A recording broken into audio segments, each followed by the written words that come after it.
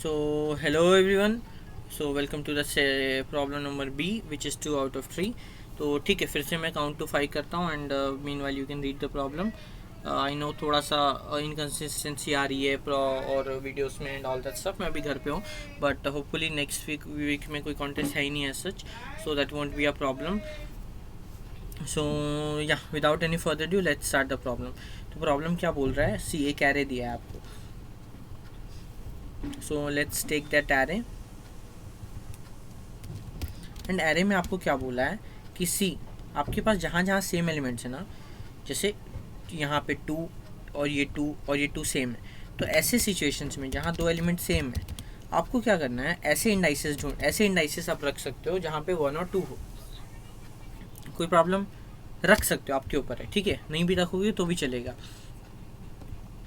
फिर ऐसे ही कुछ और इंडाइसेस ढूंढो, वहाँ पे 2 और 3 रख दो. फिर ऐसे ही कुछ इंडाइसेस ढूंढो और वहाँ पे 1 और 3 रख दो. मतलब जहाँ जहाँ सेम है ना, वहाँ पे आप 1 2 1 3 या 2 3 ऐसे रख सकते हो. तो आप जैसे देखो, फॉर एग्जांपल, मतलब आपको एक दूसरा एरे बनाना है, उसमें आपको ऐसे रखना है. मतलब क्या, let's zoom out it bit.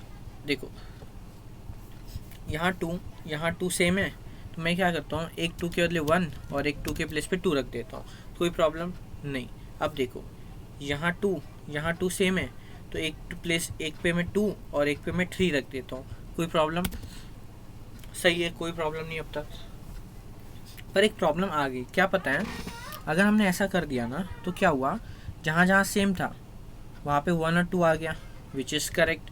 जहाँ जहाँ सेम था वहाँ पे 2 और 3 आ गया, विच इज़ अगेन करेक्ट.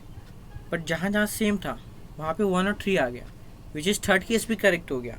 पर हमें क्वेश्चन में क्या बोला है कि ये 3 में से हमें 2 ही केसेस सही करने हैं, हम तीनों केसेस सही नहीं कर सकते. क्वेश्चन समझ में आपको, ये 3 कंडीशंस दिया और क्या बोला है, तीनों में से कोई 2 ही कंडीशन आपकी सेटिस्फाई होनी चाहिए, तीनों कंडीशन सेटिस्फाई नहीं होनी चाहिए. दैट इज द क्वेश्चन, ठीक है.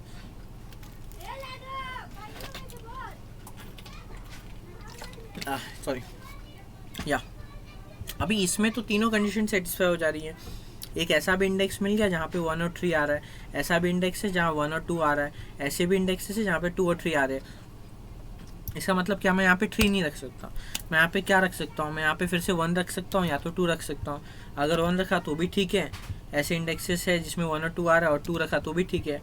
मतलब ये कंडीशन तो पहले से सेटिस्फाई हो रहा था. बट अभी भी प्रॉब्लम क्या है, अभी मैंने जब ये किया ना, तो मैं अभी इसमें से कंडीशन नंबर 1 तो सेटिस्फाई कर ले रहा हूँ, ये वाली, बट ये नहीं हो रही है, ये भी नहीं हो रही है. मतलब अभी कितनी कंडीशन सेटिस्फाई हो रही है, सिर्फ एक. पर मुझे कितनी करनी है, 2. मैं 3 कर सकता हूँ क्या, नहीं. अगर मैंने यहाँ पे 3 डाल दिया था तब तो वो तीनों सेटिस्फाई हो जा रही थी, तब तो वो तो इनकरेक्ट हो गया. पर अभी कितनी हुई है, 1 हुई है, ठीक है. अब देखो कोई और ऐसी जगह है क्या जहाँ पे एलिमेंट्स इक्वल है. हाँ, 3 और 3 ये इक्वल है, राइट. तो हम क्या बोलेंगे कि यहाँ 3 और 3 इक्वल है ना, तो एक जगह 1 डाल दो एंड दूसरी जगह 3 डाल दो. अब देखो क्या ऐसे इंडेक्स है जहाँ पे सेम है तो एक जगह 1 एक जगह 2 है. हाँ है, मतलब ये वाला सेटिस्फाई हो रहा है.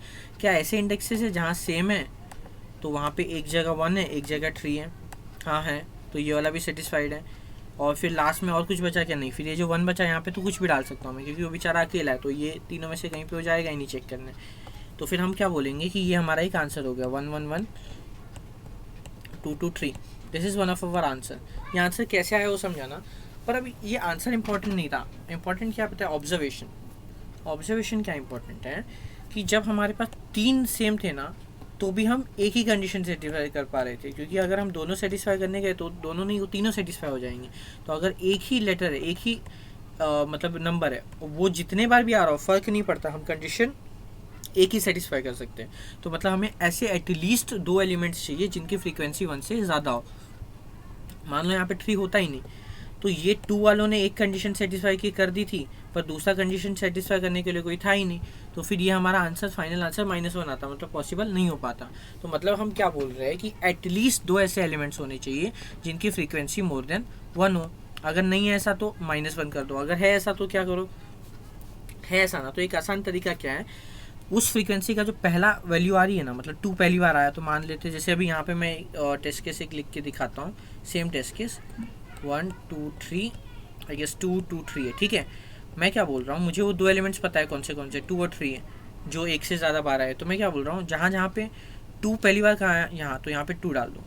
3 पहली बार कहाँ आया यहाँ, तो यहाँ पे 3 डाल दो। बाकी सारी जगहों पे 1 भर दो। इससे क्या होगा, हम लोग को 1 और 2 वाला इंडेक्स मिल जाएगा और 1 और 3 वाला भी इंडेक्स मिल जाएगा। एंड बाकी सारे इंडेक्सेस पे क्या है, हमें फ़र्क ही नहीं पड़ता। तो बाकी सारे इंडेक्सेस पे हमने 1 भर दिया।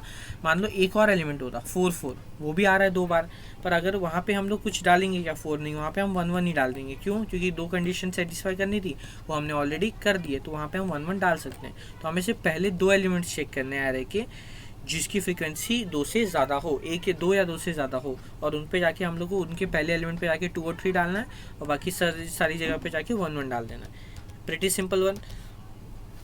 सो आई होप समझ में आया होगा। Now I will code the same in CPP। अगर नहीं समझा तो यार कमेंट बॉक्स में लिख के बता दो क्या समझा क्या नहीं समझा, और we will discuss over there. Pretty simple problem है, मुझे नहीं लगता है बहुत ज़्यादा कुछ समझाने के लिए है इस प्रॉब्लम में, बट या लेट्स ट्राई टू कोड। तो एरे को इनपुट ले लेते हैं, array for I equal to 0, I less than n, I plus plus in error of I। अब हम वो फ्रीक्वेंसी मैप बना लेते हैं। तो मैप L, LL में भी फ्रीक्वेंसी, फिर पूरे एरे में ट्रैवर्स करेंगे एंड चेक करेंगे फ्रीक्वेंसी एरे को, मतलब फ्रीक्वेंसी मैप को अपडेट करते जाएंगे। अब हमें 2 ऐसे एलिमेंट्स चाहिए जिनकी फ्रीक्वेंसी 1 से ज़्यादा हो। तो मैं क्या करता हूँ, एक वेक्टर बना लेता हूँ, may be named as answer, और मैं क्या करूँगा, पूरे फ्रीक्वेंसी एरे में मैप में जाऊँगा और मैं चेक करूँगा ऐसी कौन सी एलिमेंट्स है जिनकी फ्रीक्वेंसी 1 से ज़्यादा है। If I dot second is greater than 1, मतलब हाँ ये एलिमेंट हमें लेना है, तो इस एलिमेंट को मैं पुश कर दूँगा मैप में, सॉरी हमारे वेक्टर में। अब ऐसे ही करके मुझे चेक करना है। अगर मेरे पास ऐसे 2 एलिमेंट्स है ही नहीं, तब तो मेरा कभी भी पॉसिबल ही नहीं हो पाएगा। तो मैं सी आउट क्या कर दूँगा, -1, मतलब मेरे पास 2 ऐसे एलिमेंट्स है ही नहीं जिनकी फ्रीक्वेंसी 1 से ज़्यादा हो। अब अगर ऐसे 2 एलिमेंट्स है तो मैं क्या करूँगा, फॉर ऑटो I, मैं एरे में ट्रेवर्स करूँगा और मैं चेक करूँगा if I equal to answer of 0, मतलब अगर वो पहले एलिमेंट से सेम हो रहा है तो पहले एलिमेंट को -1 कर दो, मतलब वो विजिट हो गया बेचारा बेसिकली, और वहाँ पे 2 डाल दो, क्योंकि हम 2 डालने मैंने बोला था ना, पहला एलिमेंट जो सेम मिलेगा वहाँ पे 2 डाल दो। एल्स इफ़ अगर वो दूसरे एलिमेंट से इक्वल है तो क्या करो, दूसरे एलिमेंट को भी बोल दो कि यार you are also visited, and now वहाँ पे 3 प्रिंट कर दो।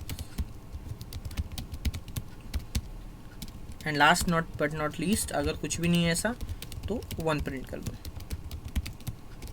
एंड या that was about the problem.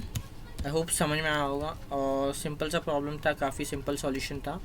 So let's try to submit it, whether क्या हुआ। आई होप या I guess it is correct. Let's try submitting this. तो simple सा ही था, कुछ भी मतलब ज़्यादा कुछ था नहीं, बस हमें ये देखना है कि कौन सी फ्रीक्वेंसी 1 से ज़्यादा है, और उनके फर्स्ट इंडेक्स पे एक जगह 2 एक जगह पे 3 रख देना है, and you can see it is accepted as well. So yeah, this was about the second problem. Now I will see you in the third one.